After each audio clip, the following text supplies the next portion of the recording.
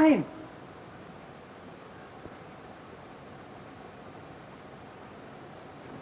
What is it, sir?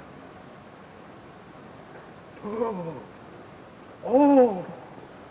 Why, it's Mr. Robbins, sir. Fine. Young Sperling was here with him this morning. See if he's still around. Well, I called the district attorney. Yes, sir.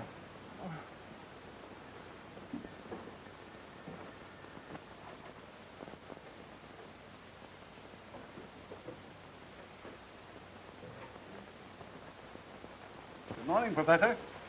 How are you this beautiful morning? Terrible thing has happened. A young man, a friend of my niece's, has been murdered at my house. Try to calm yourself, Professor. I'll get Philo Vance on this at once. In the meantime, give me all the details you can over the phone. Well, in the first place, I thought I heard a... It's Mr. Markham, sir. He seemed rather urgent. Will you speak to him? Certainly.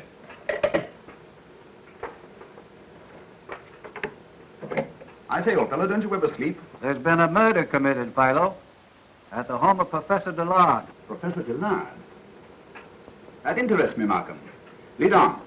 A man named Robin was killed with a bow and arrow. Robin? Killed with an arrow? Oh, my dear fellow, confess. You've been on a wild chase with Mother Goose. No, that's the story. A fairy tale in terms of blood, eh? All right, Markham. I'll meet you there in half an hour. Dark suit, dark hat, dark tie, and bring me some more hot coffee. Very good, sir. Yama, look at my reference shelf.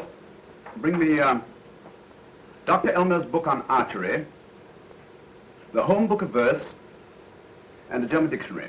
Very good, sir. Yeah.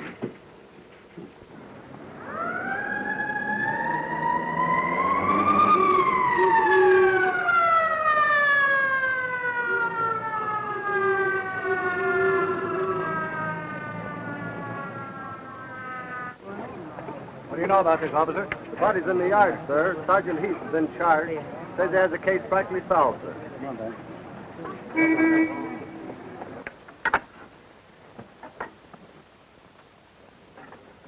They converted this old garden into an archery range. Oh, yes. Mr. Lott is quite an enthusiast in archery. I think you'll find this very convenient. Good morning, Heath. Good morning, sir. Hello, Mr. Vance. Morning, Nice to see you, sir. Oh, sorry they troubled you, Mr. Markham. It's an open and shut case. Why, I've got it practically solved right now. First-degree murder. How nice for you, Sergeant. But as long as I'm here, you don't mind if I take a little look around, do you? No, go as far as you like. Thank you, Sergeant. Oh, see here, Mr. Markham.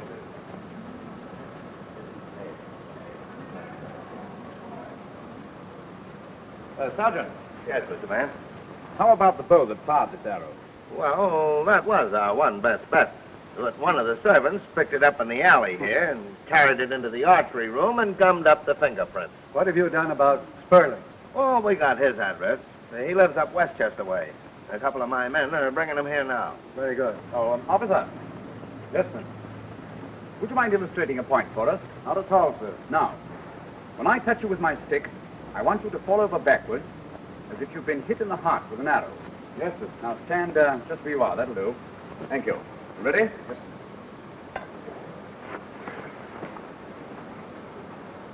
Sergeant, you will notice that the first instinct of a man shot in a vital organ is to draw in his arm towards the wound. His legs are doubled up. You will also notice that his hat has fallen at his head.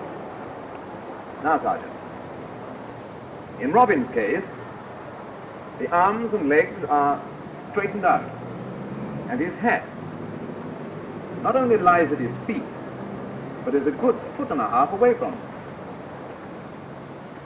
All right, officer, that will be all. Thank you. Now, we're wasting our time, Mr. Markham. What's the good of all these theories? Sperling's the boy we want, and when my men bring him in, the case will be closed. Why, Sperling was probably in love with the Dillard girl. Had a scrap with Robin, grabs a bow and arrow, follows Robin outside, shoots him through the heart, and beats it. Sergeant, You're much too trusting for this deceitful world. If everything happened as neatly as that, life would be very simple and very dull. Yes, but Philo... Now, wait a minute, Markham. Don't ignore the fact that Robin was facing the arrow and therefore would have had time to cover himself. Oh, by Jove. I've overlooked something. When a man is stabbed in the heart, there is almost sure to be an immediate flow of blood, especially when the tip of the weapon is larger than the shaft. Yes, that's so. It's quite possible, Sergeant, that you'll find some blood spots on the floor of the archery room. Look and see, will you? See here, Vance. What's in your mind? Oh, numberless things. But they all boil down to the notion that Robin wasn't killed with a bow and arrow at all. Hang it all, Mr. Vance, you had the dope all right. There's a dark stain on the cement floor. And the coroner here says it's human blood. Good morning, Doctor. Good morning. Say, you fellows must have an arrangement with these people. Every time I have a day off, they go and get themselves murdered. And a nice, fancy murder you picked out for me this time. If I were you, Doctor, I should examine the base of the skull for a bad fracture. Why, your suspicions were right, Vance. The skull is fractured, and badly, too. Looks like he'd had a crushing blow. The professor and his niece are ready for you in the archery room, sir. All right, Sergeant, you're in charge. Yes, sir. Oh, Sergeant. Yeah. Just because this case looks so simple, I trust you haven't neglected to take your usual excellent photographs. Why, certainly not, sir. They're being developed right now. Thank you, Sergeant. Hey, come on, you guys. What's the matter? Get busy and take these pictures. What's the idea? You just spending the day here or something?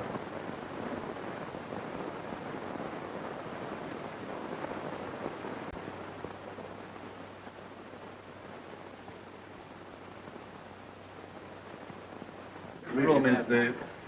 Oh, good morning, Professor. Oh, Martin. I regret that the tragedy should be the reason for this meeting. Yes.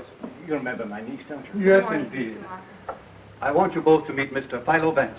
How do you do, sir? If you tell him just what you know of the tragedy, he'll be a great help to us. Oh, won't you sit down, gentlemen, please? You sit down, my dear, will you? Well, I told Malcolm practically everything that I knew over the telephone. Robin and Sperling called to see Belle, but she was out playing tennis. I heard them talking up in the drawing room for a few minutes, and then they came on down here. I worked in my study for about an hour, and I thought I heard a noise. It sounded like a scream, but I couldn't be sure because the maid was using the vacuum in the hall. Then I stepped out onto the balcony and saw the body of poor Robin. The rest you know. About that scream, Professor, could you be at all sure from what direction it came? I know.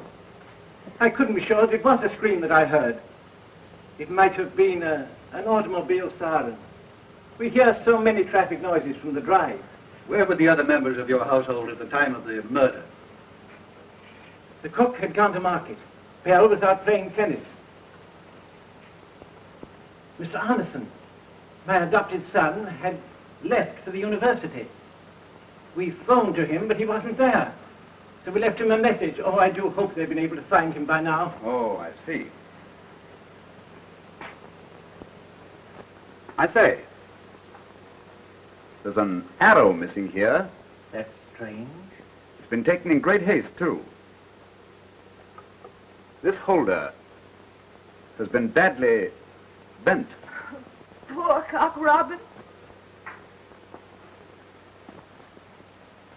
Cock Robin? Oh, we all called him that. We did it to tease him. Miss Dillard, did you happen to know by any chance that Sperling in German means sparrow? Oh, yes. Yes, I know. Do you speak German? No. And how did you know that Sperling means sparrow? Well, The other day, Robin stepped out onto the archery range just as Mr. Sperling aimed at a target. Mr. Arneson was watching and called to Robin, "Be careful. You're a cock robin and that archer is a sparrow." Mr. Arneson seems very well acquainted with his nursery rhymes. Just a minute. Where do you think you're going? I'm Eric Arneson. I live here. I was telephoned for. Of course, if you don't want me to come in, that's all right with me. I'm sorry, I didn't know who you were. Why is this house littered with policemen, who at best are hardly ornamental? There's been a murder, sir. A young man. They've been expecting you, so you'll get the details inside. A murder? Come on, Johnny, come on. Mother, I want to go home because I'm hungry. Hush, dear. Mother's busy. There is Mr. Arneson now. Eric! I'm so glad you're here. Robin's been killed. Robin? Cock Robin. Well, his name was against him, wasn't it? Oh, please, don't be cynical now. For my sake. I'm sorry, darling. And Johnny. Oh, I know how hard this is for you, Johnny. What great pals you and Robin were. I can't believe it. Hello, Markham. Good morning. Morning, sir. Mr. Vance, Mr. Arneson. Morning, sir. How do you do? This is John Sprigg, one of my students. Oh, yes. Robin was the best friend I had in the world. And I'm going to find the man who murdered him. Taking death tragically is one of the weaknesses of youth. So we have a real murder mystery, have we? Might I be entrusted with the details? Well, where were Robin and Sperling when you left? Downstairs in the archery room. Is that so? Well, did you overhear anything they said? I don't listen at keyholes. Well, little bright eyes, they ought to erect a statue to you for being the first woman who don't. Was there anybody else in the archery room when you left this morning? I thought I heard Mr. Drucker. But he sneaks in and out at all hours of the day and night. Well, now we're getting somewhere. I wish you'd tell me all about this case and let me work it out along scientific lines. Is it a bargain? Of course, we couldn't very well promise to tell everything. It might be indiscreet. Wait a minute. Wait a minute, Markham. I really don't see any reason why Mr. Arneson shouldn't apply his scientific knowledge to this crime. I'm quite sure he can be depended upon. Oh, I'm very dependable.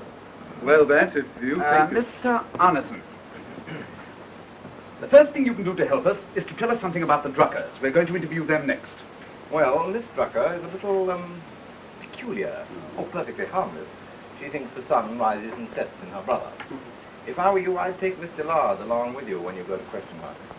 Miss Drucker likes her. Oh, yes. That's a very good suggestion, Arneson.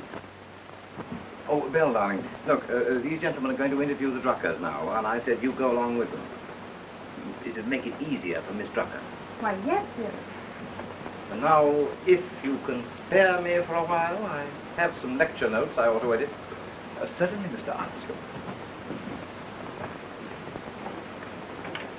Oh, Miss Dillard. Yes? How good an archer is Mr. Drucker? Why, he knows nothing about archery. Oh.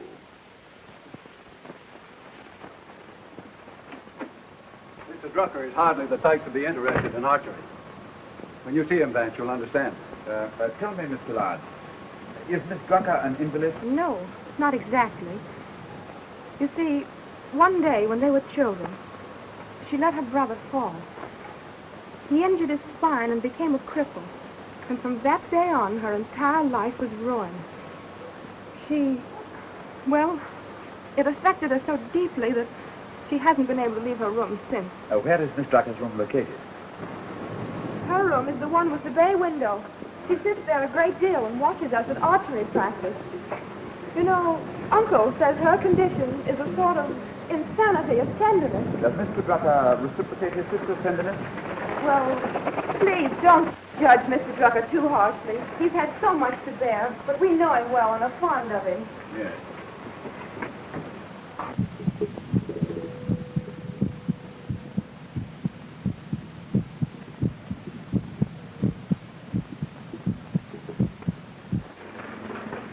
morning, Doctor. Good morning, Mr. Nye. Mr. Vance? Yes. I'm Dr. Van Pelt. Good morning, Doctor.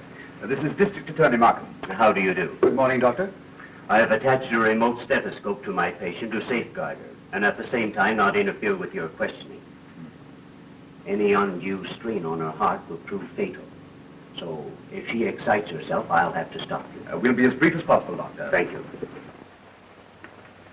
I'm sorry to intrude, Miss Drucker, but I'd like to get a view of the archery range from your window. I wanted to come right over, dear. I knew how upset you'd be. Yes, child.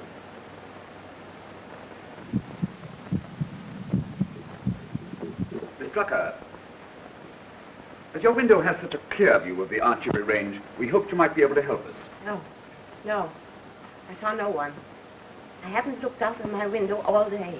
It's most unfortunate. Had you looked out of your window this morning, you might have seen who killed Mr. Robin. With a bow and arrow. An arrow through the robin's breast. That seems perfectly natural, doesn't it? Is your brother at home, Miss Drucker? My brother. What do you want with him? Then now don't distress yourself, please. We only thought that perhaps your brother might have seen someone on the archery range this morning. He saw no one. He couldn't have seen anyone because he wasn't here. He went out early this morning, and he hasn't returned. Oh, but dear, Adolph was at our house this morning. He came to see Eric. No. Adolph went away somewhere, downtown. He wasn't anywhere near your house.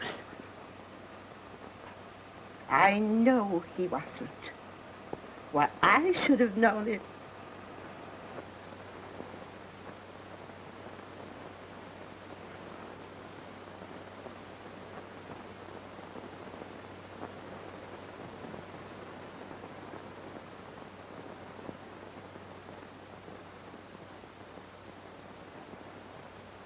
Mr. Drucker, we were just speaking about you.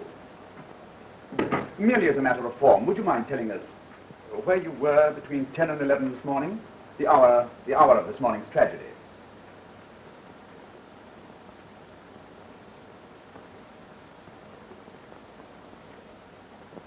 Between 10 and 11. Yes, Mr. Drucker.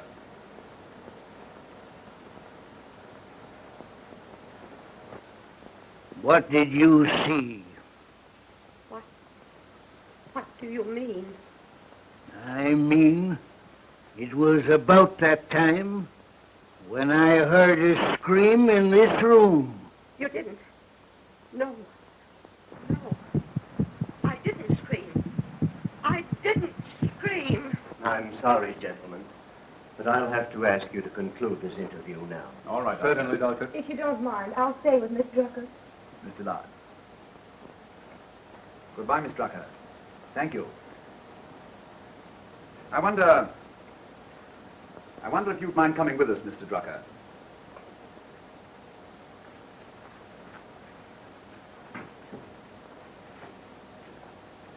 Don't go with them, Adolph. Don't go. They're the enemy. They mean to hurt you. Adolph,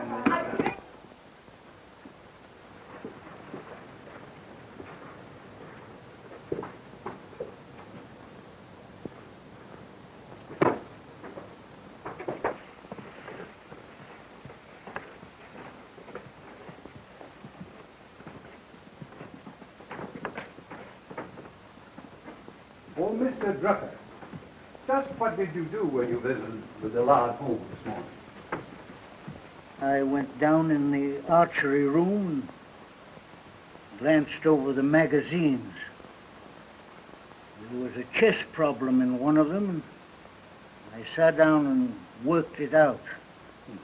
Are you interested in chess, Mr. Drucker? Tremendous. But this particular problem was easy to solve. It took me less than half an hour. Oh. Then you must have been in the archery room when Mr. Robin and Mr. Sperling came there this morning.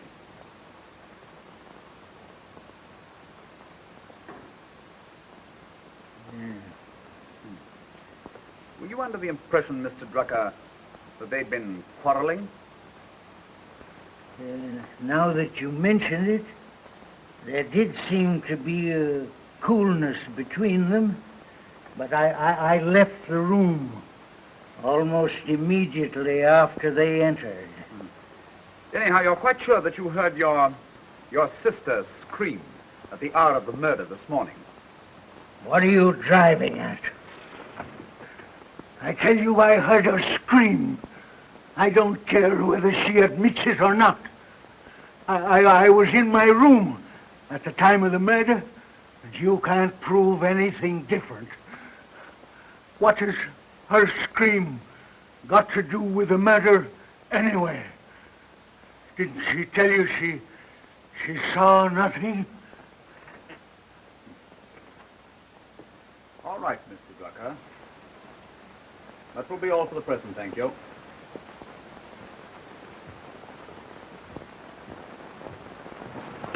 Oh, back already? This is Mr. John Pardee, the famous chess player. How do you do, Mr. Pardee? These gentlemen are Mr. Markham, the district attorney, and Mr. Philo Vance. I trust I'm not intruding, but I perceived that something unusual had happened here. It occurred to me I might be of some service. Occurred? My dear Pardee, I've no doubt you were hanging out of the window all morning, panting with curiosity. May I be permitted to see Professor Dillard? Professor Dillard's had a very hard morning. Certainly, Mr. Pardee. I think you'll find him upstairs. Oh, thank you, thank you. Oh, Mr. Pardee. Yeah? How good a chess player is Mr. Drucker? Why, he isn't really a player at all, though he thinks he is. Of course, he has some understanding of the theory of the game. Oh, yes.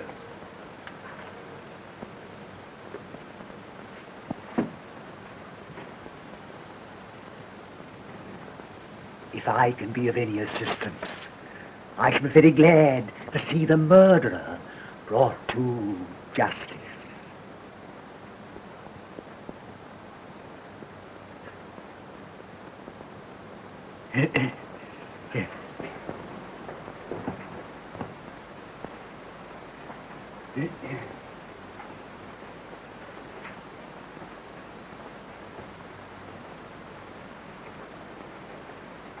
Here's a funny one, sir. The officer outside thought he'd take a peek in the mailbox and found this. Read that.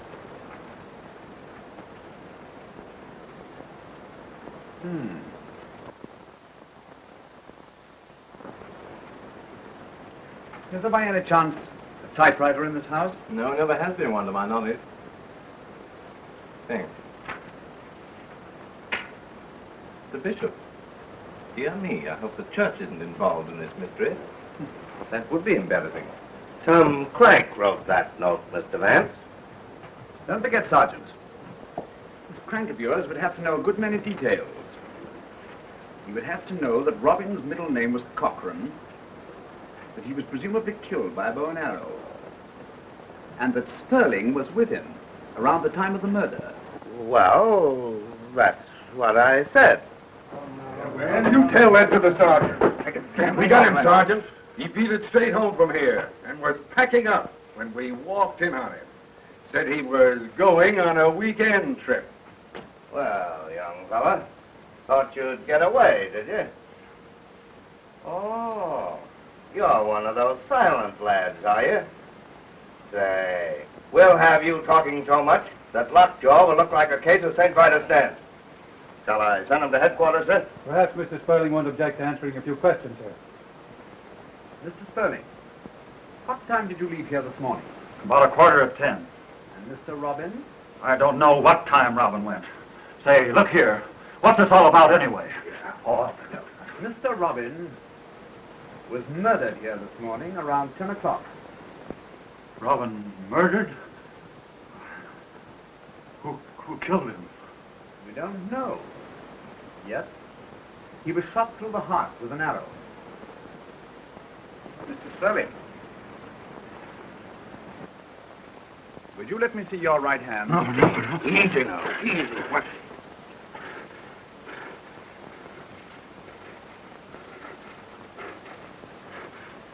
all right. I took that hunting arrow down. Robin and I had an argument about it. And I cut my finger doing it, too. But that doesn't say that I killed him. Oh, no, of course not. Hey, Mr. Sperling. If you left here at 10:15, what were you doing between then and 11 o'clock when you took the train to Westchester? I was sitting in the park. Oh, twittering to the little birdies, I suppose. What were you doing there? Feeding nuts to the squirrels. Nuts? Here, Mr. Markham, you gonna let this bird make monkeys of us? Let me send him to headquarters. Sandyman. And Adams, check his alibi. Yes, sir. Oh. You know, Mr. Vance, I got nothing against theories, except that you can't hang 'em.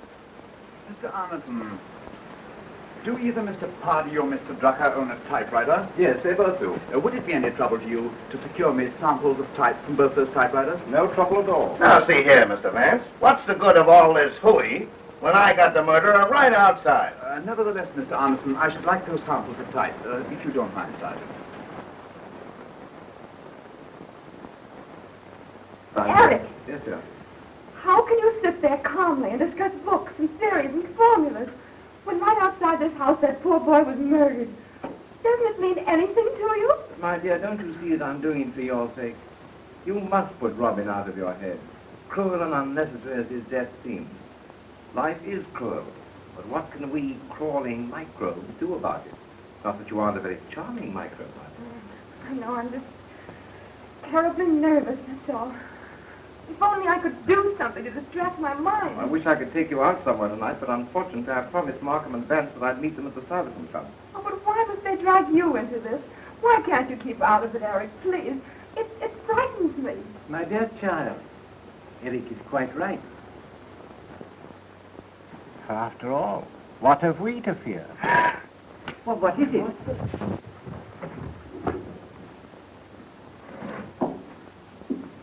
Drucker, what the deuce are you doing out there? I am looking for the blunt instrument that was used to bash in Robin's head. If I can only find that, I've got a theory that'll surprise all these experts. The scientific mind, Arneson, that's what counts. Ah, competition. Another scientific mind on the trail. Aren't you too nervous to sit here any longer, dear? May I be excused, please? Certainly, my dear. Good night, darling. Oh, you startled me. You always slip into a room so quietly, no one ever hears you. Oh, my dear, you mustn't be rude to Mr. Pardee. Oh, I'm sorry. Pardon me. I'm a little earlier than usual. Good night. Good night, dear. Oh, Arneson, I've had that quotation typed you asked me for. I hope it's the right one. Thank you, that's quite right. Good night. Good night, my boy. Won't you sit down, Pardee? Oh, thank you. Have you had some coffee? Thanks. Help yourself. I wonder why Arneson asked me for that quotation. He hardly looked at it. I really don't know. No, Markham, I can't quite agree. Well. Good evening, Eric. Hello, Arneson. So the great brains are hard at work, eh? I felt the vibration as I entered the room. Won't you sit down? Thanks, I will. Have a cigarette. Thank you. The juvenile Sherlock Holmes, not to be outdone, has been collecting typewriter specimens. Good. Thank you. Now, let's see.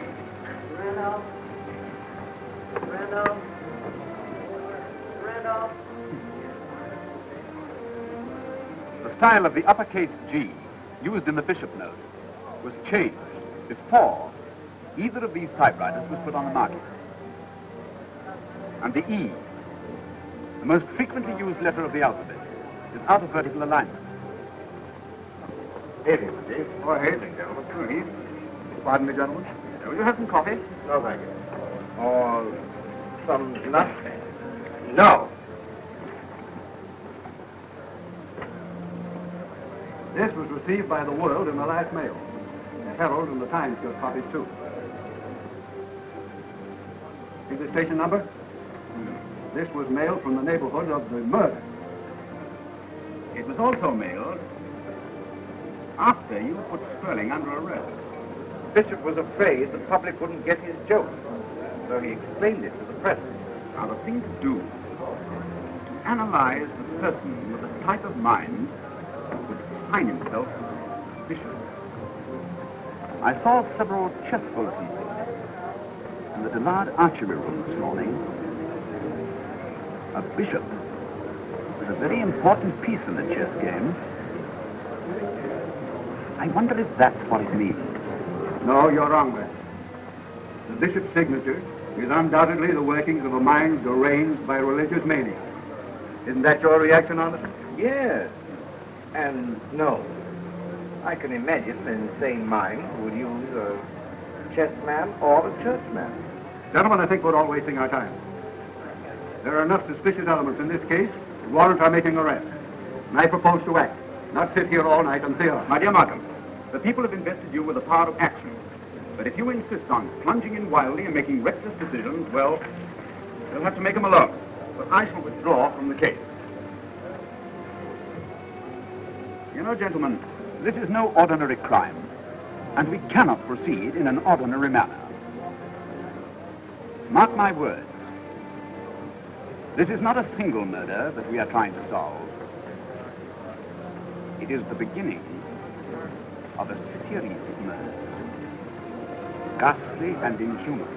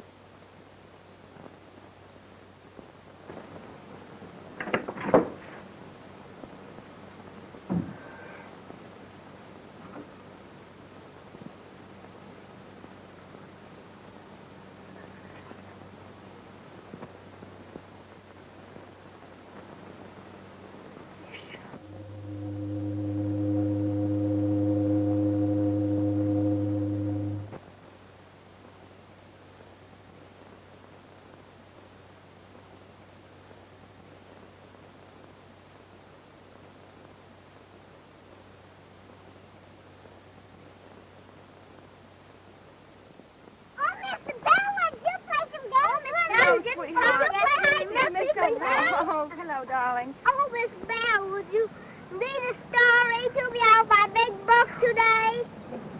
Sweetheart, Miss Belle hasn't got much time, darling. Ah, just one. Well, maybe just one little one, huh? Yes. All right. Oh, all right. Oh, my goodness. All right.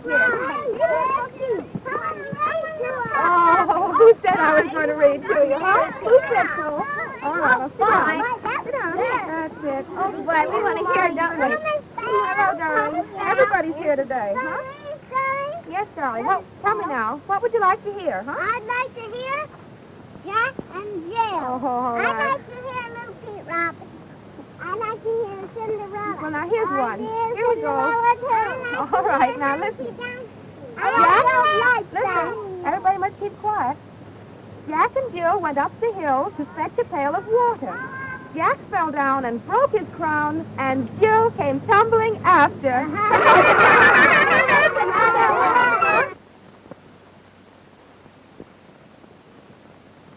Old King Cole was a merry old soul, and a merry old soul was he. Are you looking for somebody? Mm-hmm. But he'll be here in a minute. He called for his pipe, and he called for his bowl.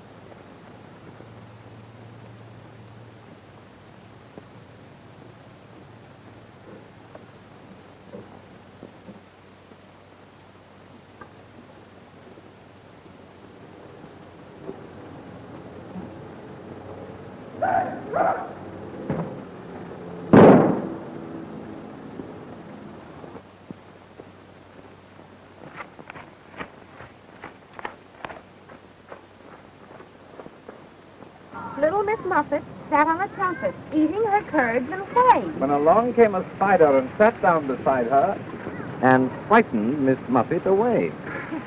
Eric, you frightened me. I'm sorry, darling. I'm just a clumsy brute. Oh, the bell got a bow. Oh, the bell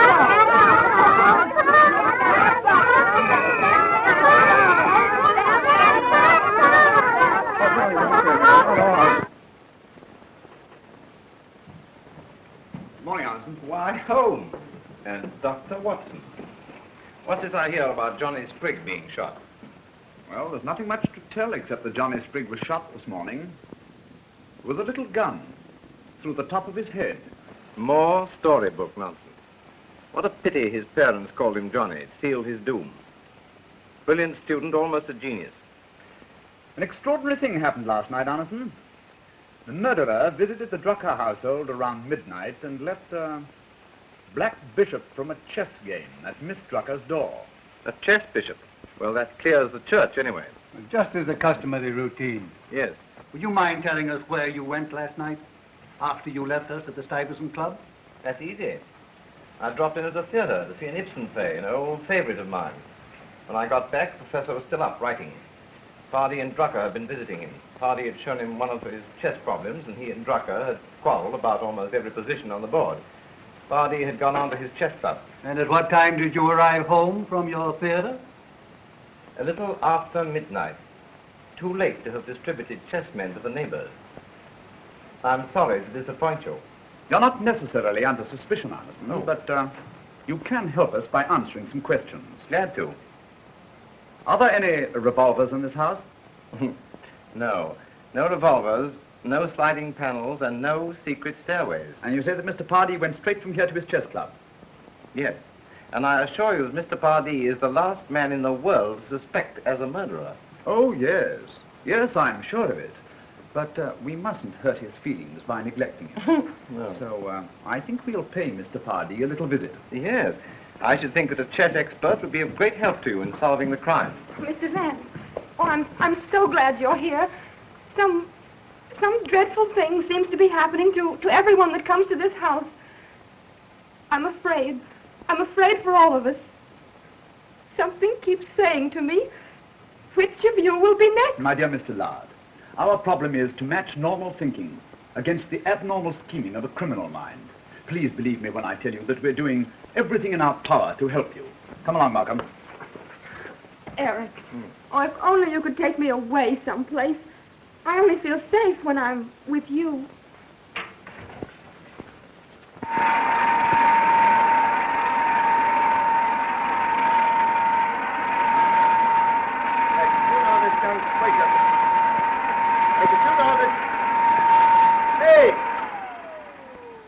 Did you know this young Sprigg that was shot this morning?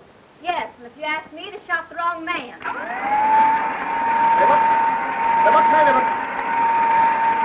Turn it off. What kind of a guy was this Drucker with the crooked back? If the only thing crooked about you was your back, you'd be lucky. Hey, did you see anybody go out the front door this morning?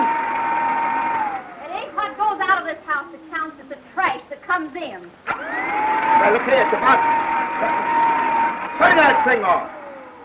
It's about time you had some respect for the hand of the law. The hand of the law. The only thing I ever see around here is a lot of flat feet. Oh, is that so?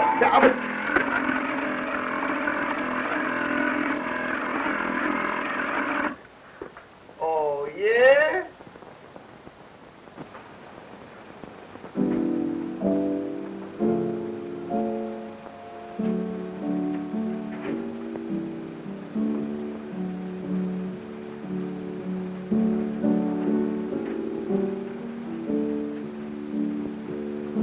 I wish you'd come down to earth and admit that we have a good circumstantial case against Drucker.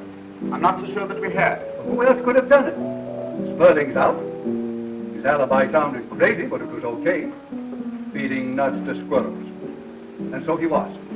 He left enough peanut shells to have fed an elephant. That's a pretty little thing you're playing, Mr. Vance. One of my favorites. It's the nutcracker suite.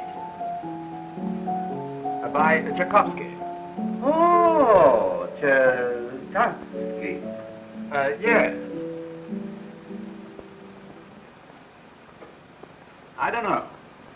You may be right, Malcolm. But my chief objection to your conclusion is that the case against Drucker is too easy. I wish I had more cases that were too easy. Remember, our criminal is super sane. His acts are not senseless. They are hideously perfect and precise. Consequently, that same mind would never permit the case against him to appear as easy as our case appears against Drucker. How are you going to reconcile Mother Goose rhymes with a super sane mind? The grim humor of an intellect which says cynically, behold, this is the world you take so seriously. Life is a child's game, hardly important enough to make a joke about. You'll find that's a sound theory, Malcolm.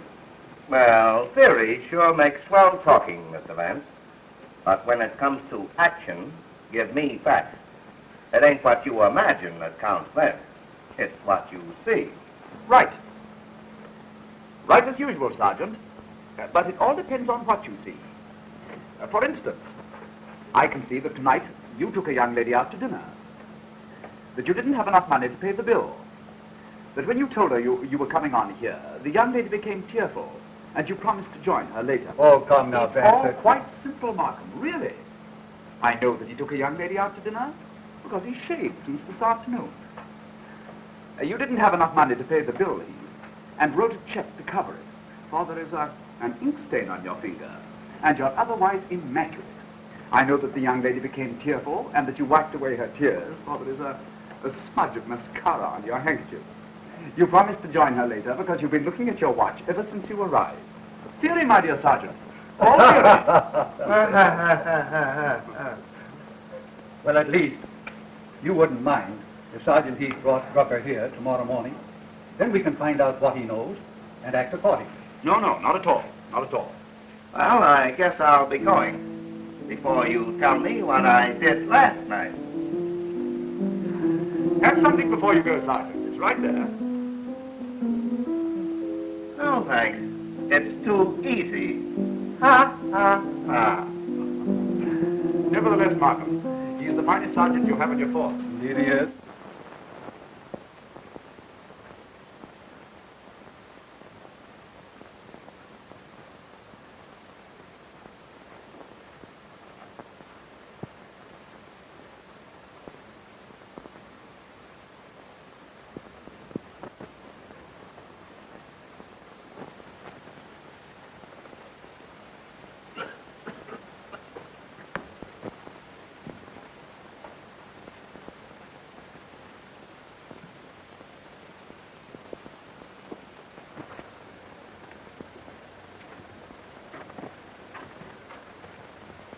What a terrible fog over the river.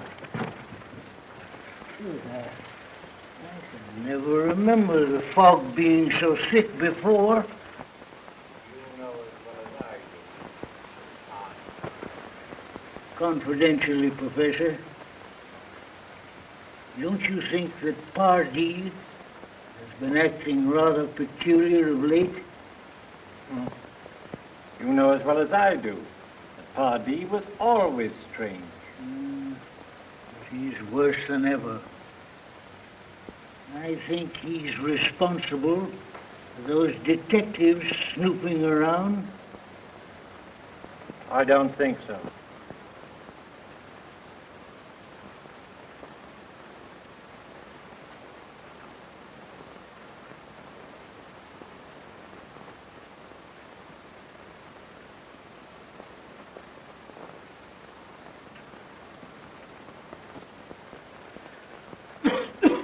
The fog's getting worse.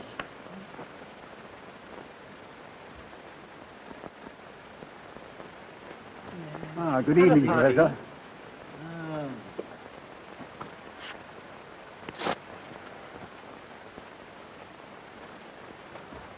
A fine way for a grown-up guy to earn a living, ain't it? Playing around here in the fog. Aren't you neglecting your chess this evening? You shouldn't forget that practice makes perfect. It would hardly be of much use to practice, my dear Drucker, without you to hang over my chair and criticize my moves as you do so brilliantly. Yes, well, a little criticism won't harm you. No, gentlemen, gentlemen. Please.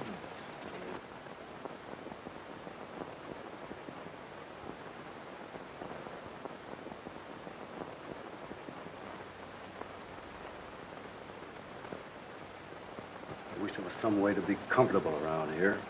Those old dodos will stand there and gab all night. I ain't stuck on this kind of a case, you know. If I was picking them, I'd like a nice, snappy love nest. Well, gentlemen, it's getting late.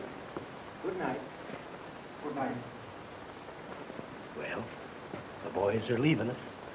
I'll pick up my man by getting to the street ahead of him and see him safely off to bye-bye land. I'll pick up Pardee the same way. Right.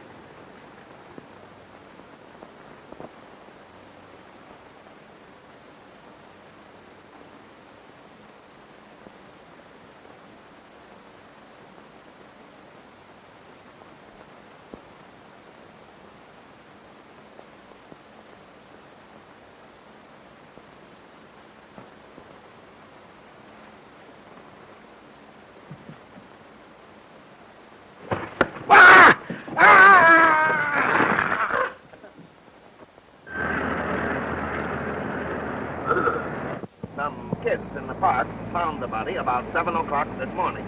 The doctor said he must have fallen off the wall about 10 o'clock last night. Killed instantly. Has Miss Drucker been notified? No, I told him we'd attend to that. Drucker was our principal clue, and he falls off a wall. Falls off a wall. A hunchback falls off a wall. Humpty Dumpty sat on a wall. Another Mad Mother Goose rhyme. Well, I sure gotta hand it to you, Mr. Vance. You're right. Here's another one of these goofy notes. I'm gonna wake up some morning thinking I'm little Bo Peep and start chasing sheep. The world. Humpty Dumpty sat on a wall. Humpty Dumpty had a great fall. All the king's horses and all the king's men cannot put Humpty Dumpty together again. The bishop. Sergeant, did your men trail Pardee and the professor last night? Well, they tried to, but they lost them in the fog. So they went back to the house to wait. Sure enough, the professor shows up in about 10 minutes. But Pardee, he don't show up for nearly half an hour.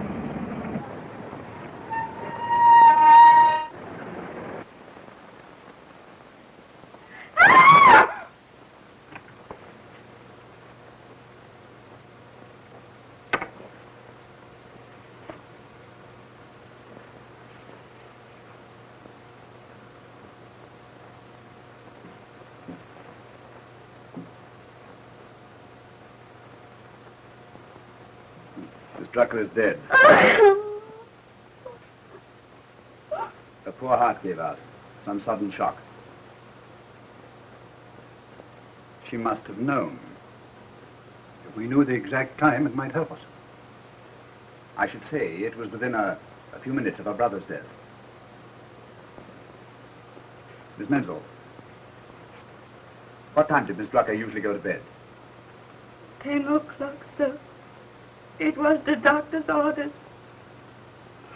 May heaven forgive me. I sent off last night myself.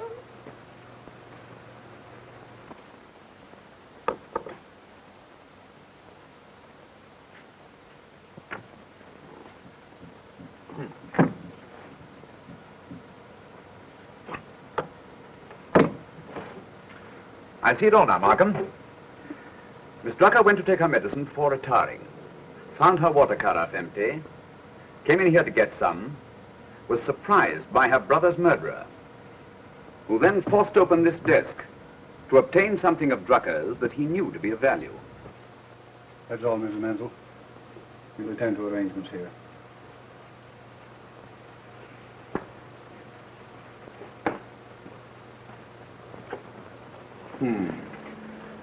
I've asked Sergeant Heath to bring Mr. Pardee over here. If you don't mind, Professor, I'd like to question him before you. Oh, I hope nothing that I have said will cast any reflections on Mr. Pardee. I should be terribly distressed. Not at all. Merely a formality.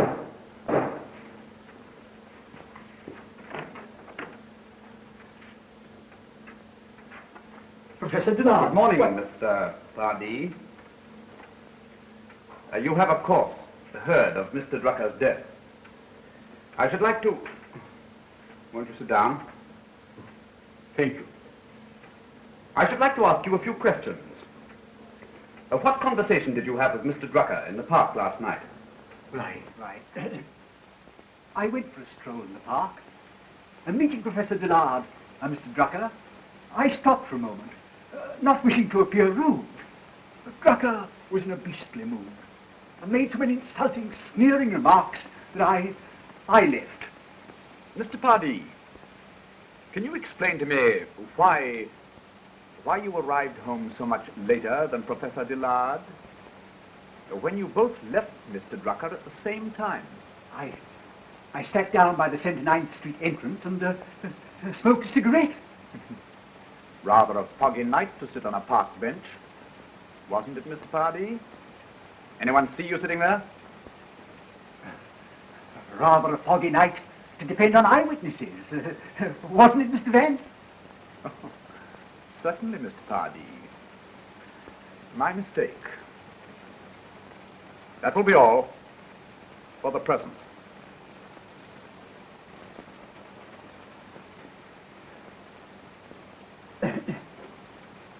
Dear me, dear me. This has been a wretched business for you, but I think it'll soon be over. I just heard the sad news. Frightful business, isn't it? The Drucker is wiped out, and more storybook nonsense to boot. Oh, Eric, please. May I be excused? Certainly, sir. Certainly. Sergeant, he tells me that one of his men saw you walking toward the park last night around 10 o'clock. That you didn't return for an hour. Just as a matter of form. To please the sergeant here. What were you doing in that time? I mailed a letter at the other end of the park. Yeah? Well, where was the letter addressed? So we can be sure that it gets there safely. China. China?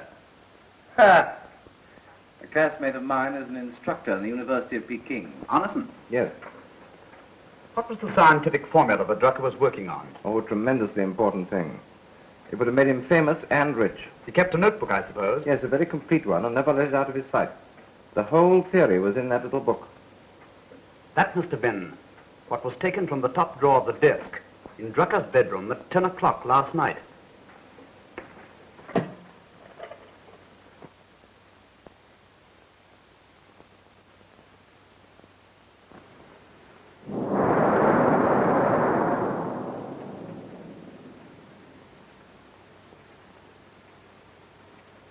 Drucker was always standing behind me, criticizing me, and I hated it. Yet tonight, it seems odd not to have him there.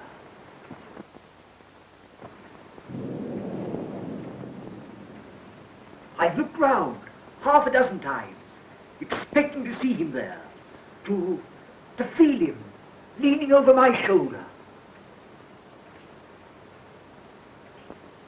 Perhaps the fact that you disliked him so in life makes you regret his death the more. No one knows the intricacies of the human heart. Why don't you go to bed early and try to relax? Yes. Yes, I believe I will.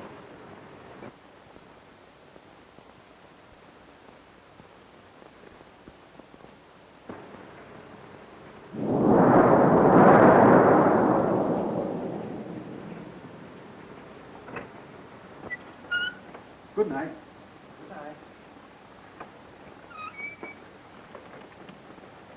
night. Oh, phew. It's raining outside, sir. Will you permit me to escort you across the street? Oh, thank you. It's very good of you.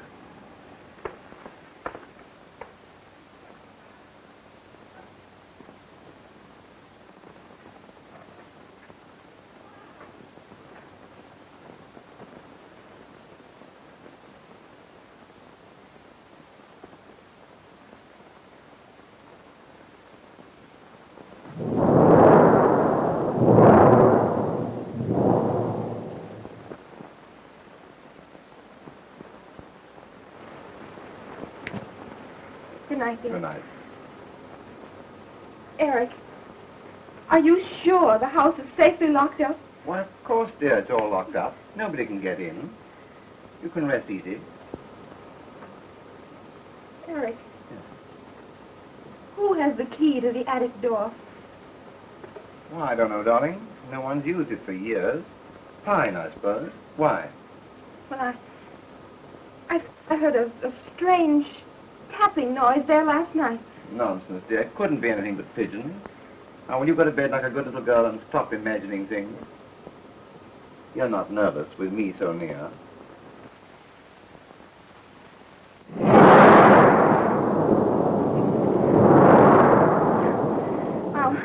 I'll try not to be silly. Good night. Good night, darling.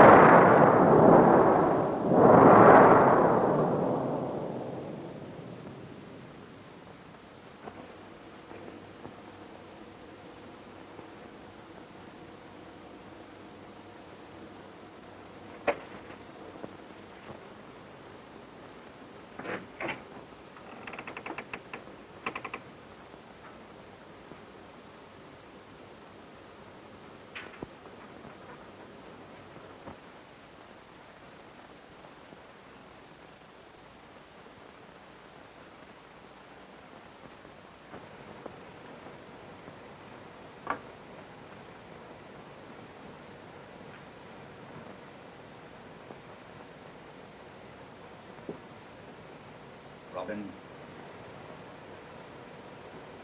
Sprague. Drucker.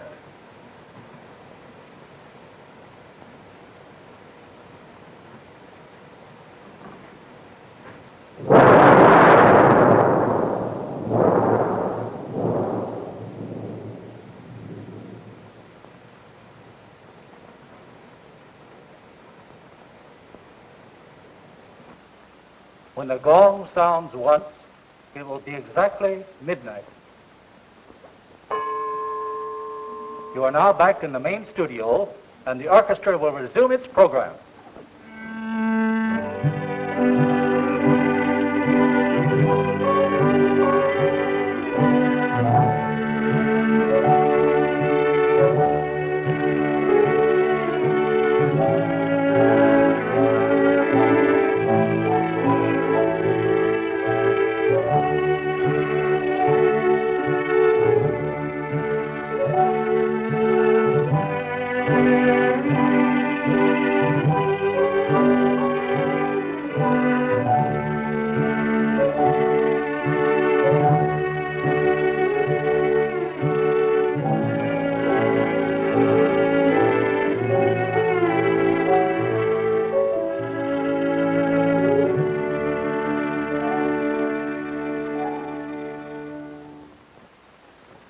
Very well, Mr. Markham. That's all.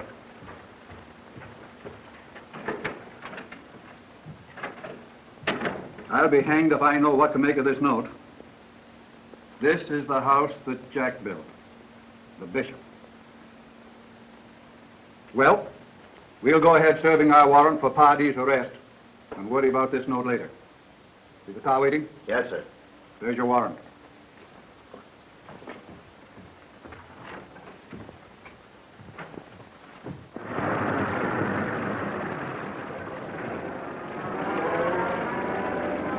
What's wrong, Manning?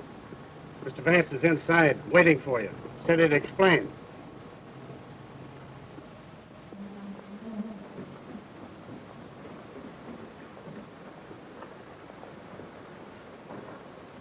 Complete relaxation is essential at a time like this. Lie flat on your back with every muscle at rest. I always thought that guy Vance was cuckoo. 3 deep. Exhale. Good morning. This radio's been running all night.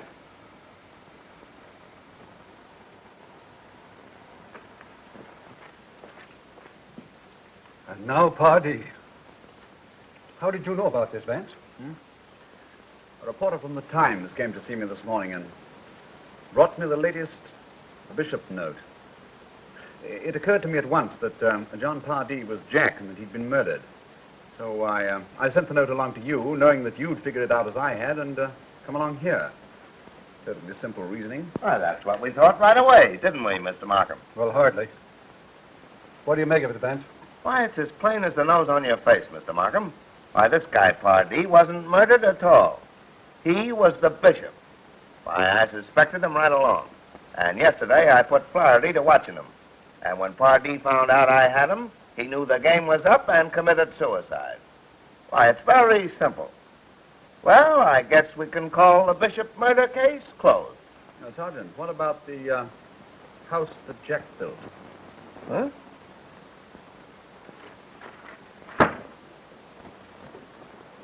See, it collapsed when I barely leaned against the table.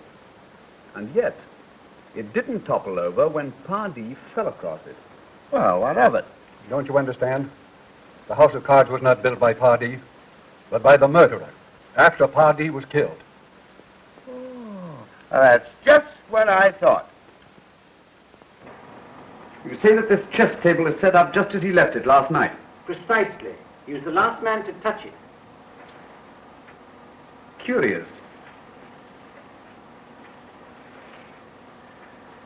These chessmen are set up just as they were the night he resigned the contest at the club. The Black Bishop is one move away from a checkmate.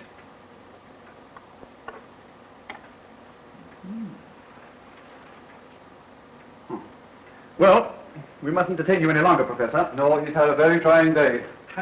I'm sorry Mr. Arneson isn't here tonight. Some of the students are doing an Ibsen play, and you know Arneson's passion for Ibsen. The Pretenders is the play they're doing tonight. Oh, yes. I've just been reading it over again myself. Oh, am I intruding? Good evening. No, my dear, come right in. Mr. Vance and Mr. Markham were just leaving. They've been asking me if I had any opinion to give on this tragic affair. I feel as if we were all living in a dreadful nightmare and couldn't wake up. Mr. Vance, do you, as a student of human nature, share Mr. Arneson's enthusiasm for Ibsen? Well, I've read Ibsen a great deal, and there can be little doubt that he was a genius of a high order, but I think he has his superiors. Well, I know Mr. Arneson would enjoy talking the play over with you. The Pretenders, you know, is his favorite. Well, since you're unable to throw in a new light on this mystifying affair, I think, if you'll pardon us, we ought to be going. Good night, Mr. Lard. Good night, sir. Good night, Professor. Good night, Malcolm. Oh, I think I'll stay here for a while, Uncle. I'm too restless to go to bed. Well, my darling, you must remember that when one is young, all wounds heal, and in time are forgotten. Good night, darling. Good night.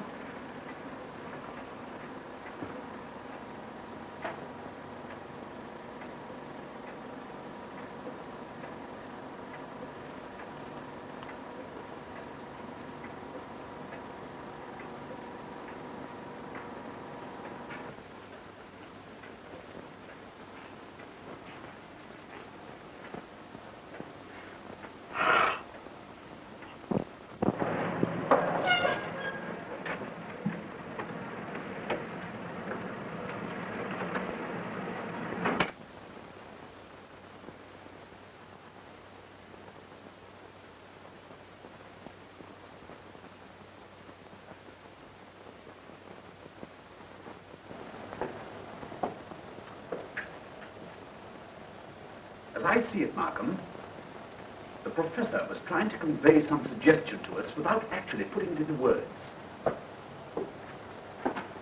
And we were supposed to guess. Huh. Yes. Yes. That's why he wanted to see us while Arneson was away at the Ibsen play. Oh, what a fool I've been.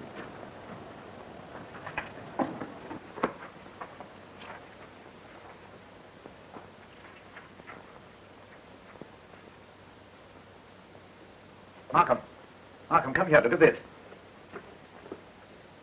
Arneson. Bishop. That's what the bishop meant. It had nothing to do with chess. He meant to tell us that Arneson was the bishop. Arneson. We haven't a moment to lose. We've got to get back to that house at once. You're right, Markham. Now that we've been told who the murderer is, it makes us partners in crime if we permit innocent people to spend even another hour under the same roof with him. You'd better telephone to Heath. Right.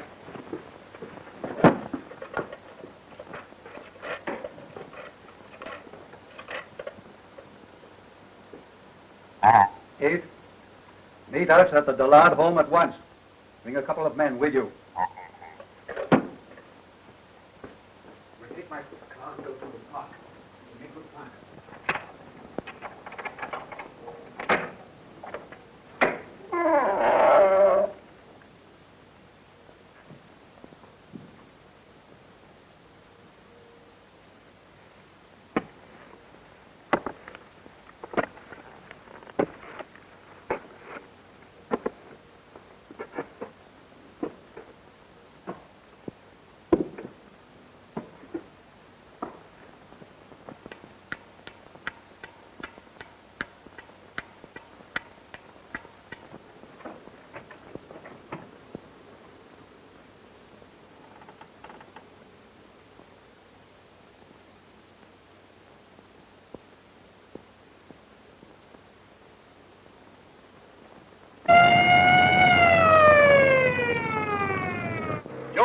Yes, sir. Go through the 69th Street entrance. It's quicker. Yes, sir.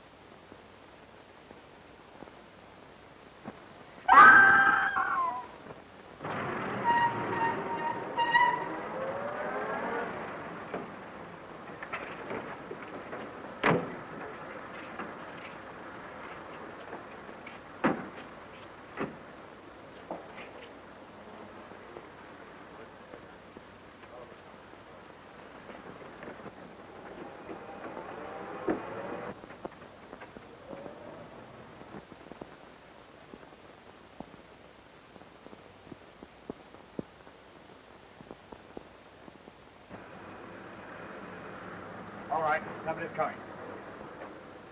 Forgive us, Professor, for breaking in on you like this. Why, what does this mean, gentlemen? We haven't time to explain now. Every moment of delay spells danger. Yes. Come in, gentlemen, come in.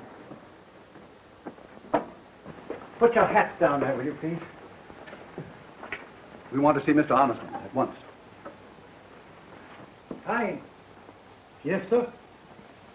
These gentlemen wish to see Mr. Arneson. Go to his room and call him. Yes, sir. Mr. Vance found what was disturbing you. After we left here tonight, he showed me his copy of the Ibsen play you referred to.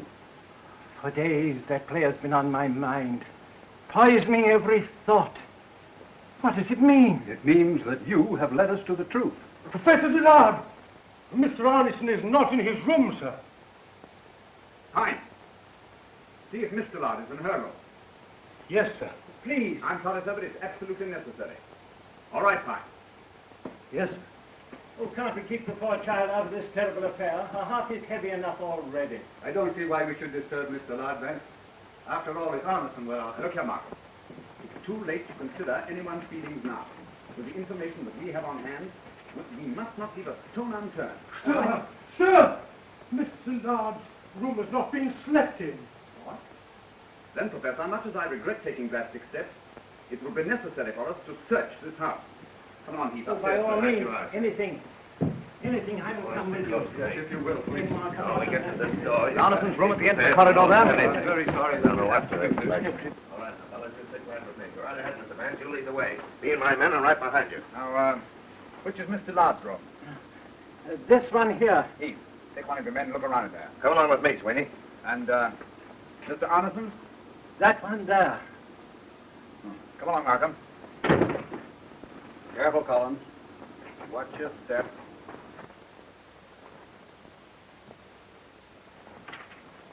It's nothing but the wind.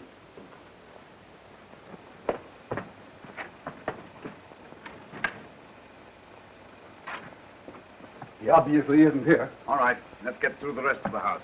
I could have sworn that you didn't leave the house this evening. Can I do anything for you, sir? There's nothing in those 2 rooms, sir. Now, where does that door lead to? To the attic, but it's never used. Well, who has the key? Pine, bring the key to the attic. I lost it, sir. Lost it? Very well, we'll break it open. Philo, are you mad? You can't do that without a warrant. I'm going to search that attic if I have to spend the rest of my life in jail. It's all right, Markham. Mr. Vance must do whatever he thinks necessary. All right, Collins, Sweeney, break it Come on, down. boys, get to it.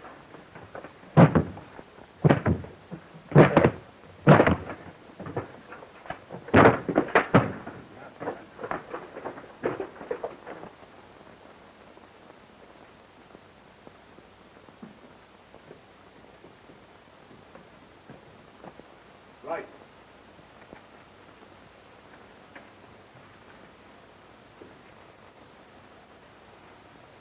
All right, hold it.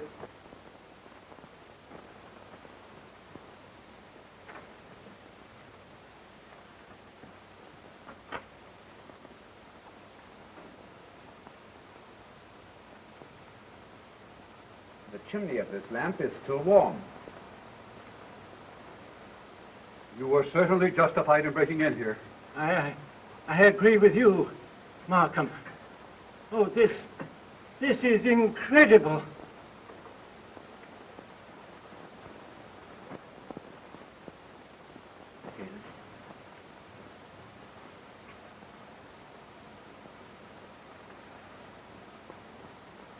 Now, this lamp was put here in order to use the light somewhere in this radius.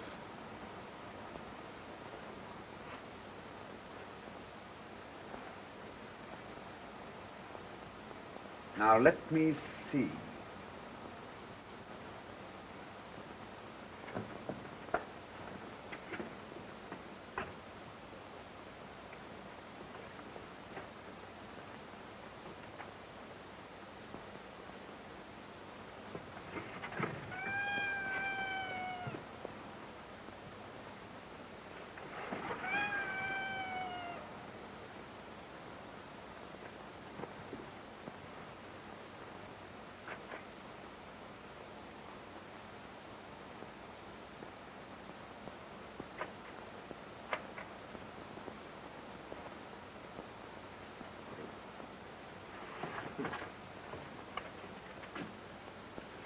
And Arneson told you there never was a typewriter in this house.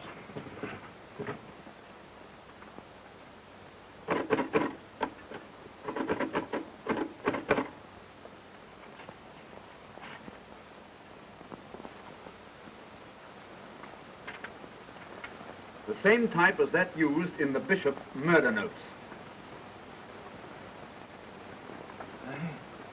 I wouldn't have believed it. I hadn't seen it with my own eyes.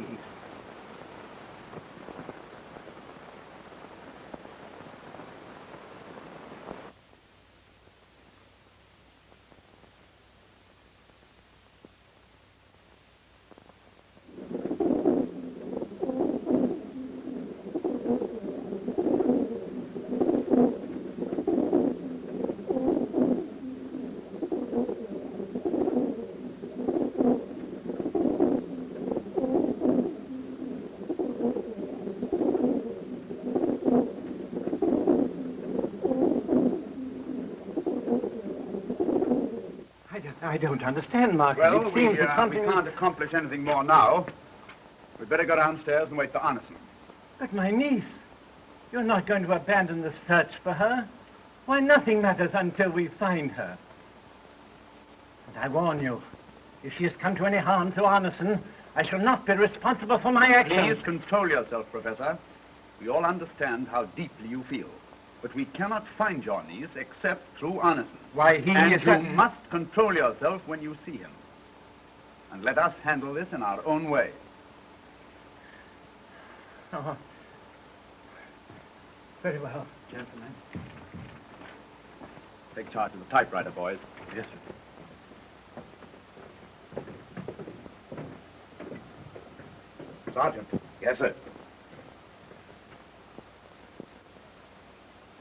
No. Yes, sir.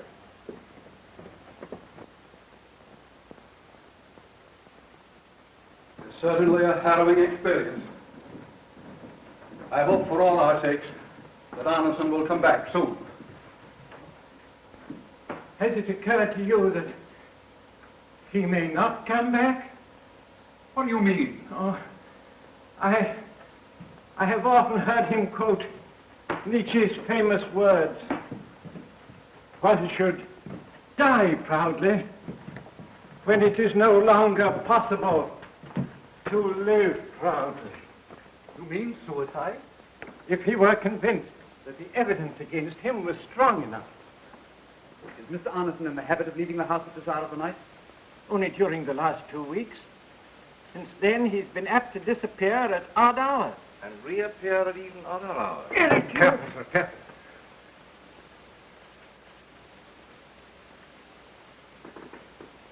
You see the words, the bishop, written there? Do you recognize the type, Mr. Arneson?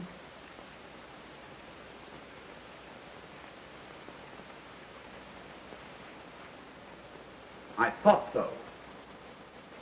We found the typewriter on which this was written hidden in the attic of this house. Well, I don't see that you have a cast-down case against anyone at that. After all, a typewriter isn't a thing that only fits one person. You've got to do better than that, Mr. Vance. I assure you, Mr. Arneson, that we know who is guilty. Really, you almost terrify me. By any chance I should happen to be the murderer, I should be almost inclined to admit defeat. But since you know who the bishop is, why all this palaver? Oh, Mr. Vance. You were right. The girl was in the cupola. Not hurt, but unconscious from shot.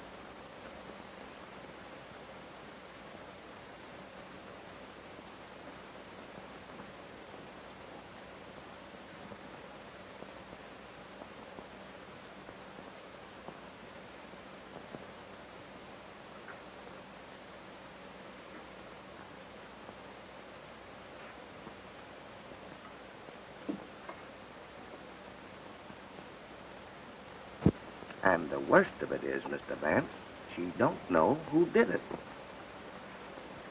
Very good, Sergeant. Yes, sir. Well, Professor, it's been a very tiring night for all of us. And I'm sure we should be most grateful to you if you would offer us a glass of your excellent port. Oh, why, certainly. I'm not quite myself tonight. Thank you, sir. Markham? Thank you. I hope this horrible business will soon be over, for your sake. You're bearing up wonderfully. You'd put to shame a man half your years. Well? Since when have I been a teetotaler? Help yourself. All right.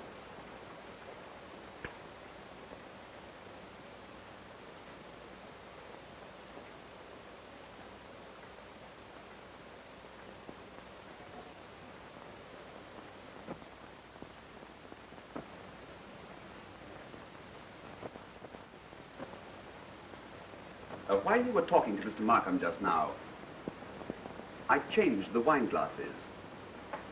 The glass from which you are about to drink is the one you prepared for Mr. Arneson. I trust it makes no difference to you. And what would you say if I told you that we had found your niece and that in spite of all precautions, she recognized the man who seized her. And I had everything so perfect. It was so easy to keep myself innocent and to throw the guilt from one to another until it struck where I planned it from the beginning on you. You who robbed me of the only things that I lived for. My fame as a scientist. The affections of my niece. The only creature in the whole world that I loved. Now you rob me of the triumph of seeing you sent to the chair. It would have been perfect. Perfect. But for you, fools, idiots, children, all of you, baffled by Mother Goose, 3 blind mice. Vance, don't let him drink it.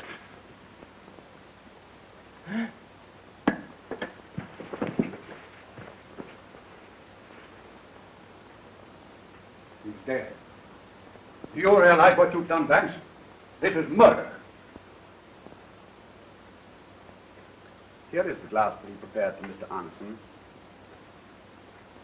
It was the poison that fermented in his own diseased brain that killed him. Fear. Vance, I've been suffering tortures. For heaven's sake, what's happened to Belle? No, that's all right, Arneson. She'll be here in a minute.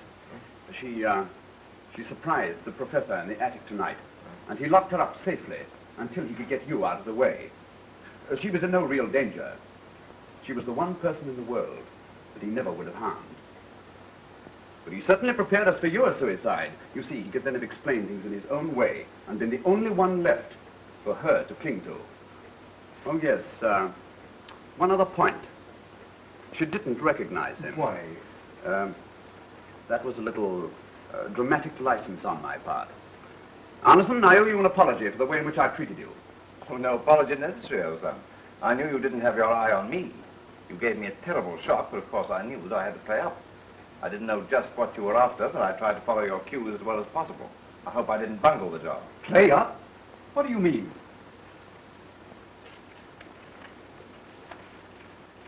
Pretend you are guilty, trust me, and play up. Well, no wonder you acted guilty. Tell me, Vance, how did you know that the professor intended to poison Arneson? When I followed you down the stairs just now and heard him preparing you so carefully for Arneson's suicide, I was more than ever on my guard. I gave him his opportunity by going to Heath at the door and watched him in this. Of course, I knew he hated me. He's been losing his intellectual grip. For months, I've been doing all his work for him, and he loathed me for it. Then, too, he felt that I was robbing him of Belle. But what diabolic hatred to kill 4 men in order to send me to the electric chair. Well, the 4 were not intentional, Arneson. He meant to hang only the Robin murder on you. But something went wrong. You had an alibi that he didn't reckon on. Sprigg was the next. That seemed to him the perfect crime. He was your pupil and close friend, and everything went off just as he had planned it. But then, he made the frightening discovery that Drucker had seen him kill Robin. Miss Drucker, too, perhaps. That knowledge destroyed what little sanity was left in his diseased brain, and he killed Pardee. He became a killer with one obsession: to see you convicted of these murders and paying the supreme penalty. Eric. Belle, my poor darling. Well, Mr. Vance, we did it again. Don't drink that, Sergeant. Why not? It's poison. And I need it for evidence. Well, thank you, Sergeant, for your assistance. Well, you're a good detective, too, Mr. Vance.